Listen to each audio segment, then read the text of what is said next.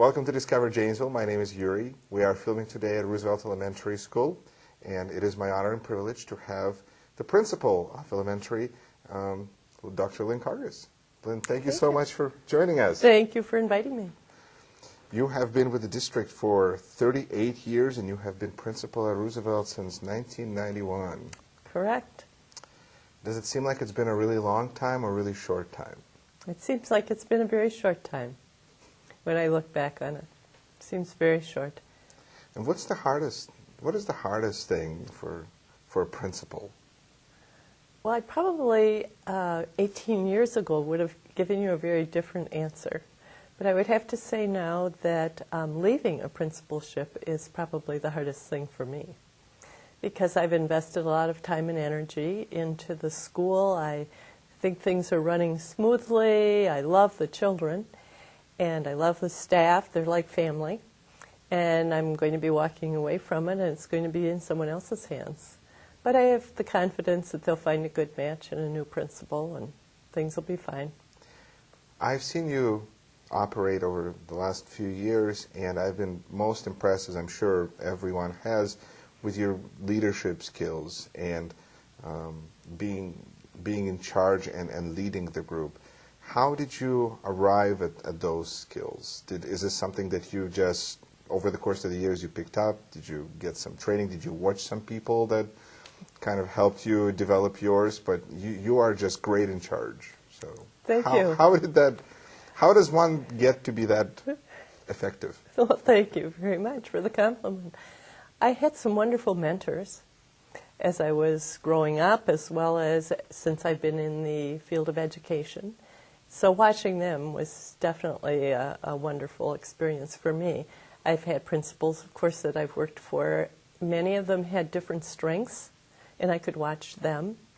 And I think when I became principal, I probably didn't have the leadership ability that the practice has given me.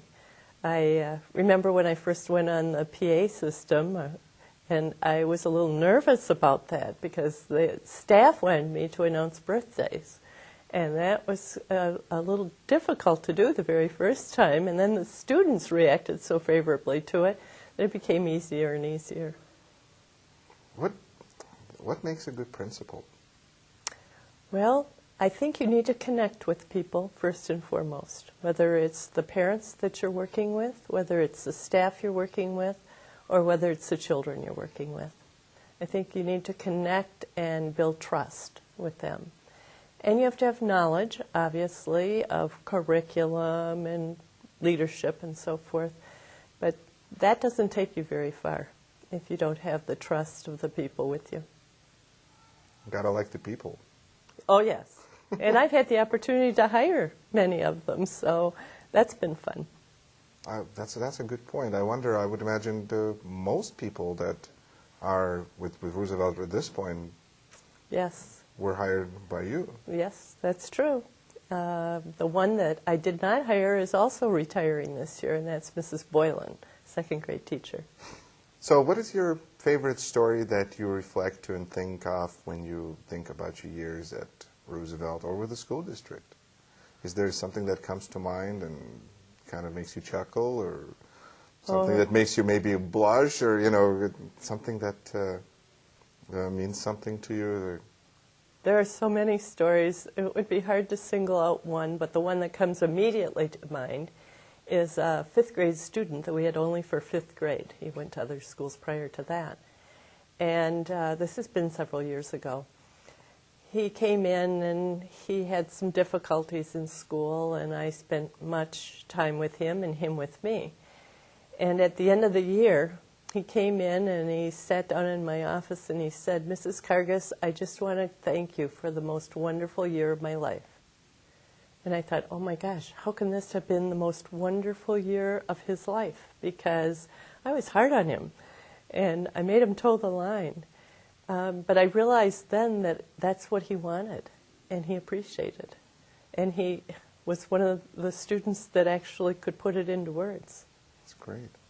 What kind of advice would you give parents who have kids in any elementary Elementary School, or any public school or any school, I guess?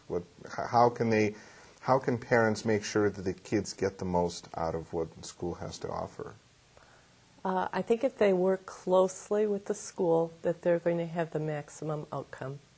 That if they are interested in their children and interested in their education, if they listen, if they speak up if they have concerns to the teacher first, and work with their child, if there's nightly reading that should be done, or if there's spelling words to be practiced, as long as there's a close association and togetherness between home and school, it's the most successful. And of course, I encourage people to volunteer in their school because they get to see children firsthand and they find it a very rewarding experience. We have people that are wonderful volunteers here, everything from breakfast club, where they get to feed the children early in the morning, and they become very attached to the children and the children to them, and are missing children if they've moved, or missing children if they've been absent for a while.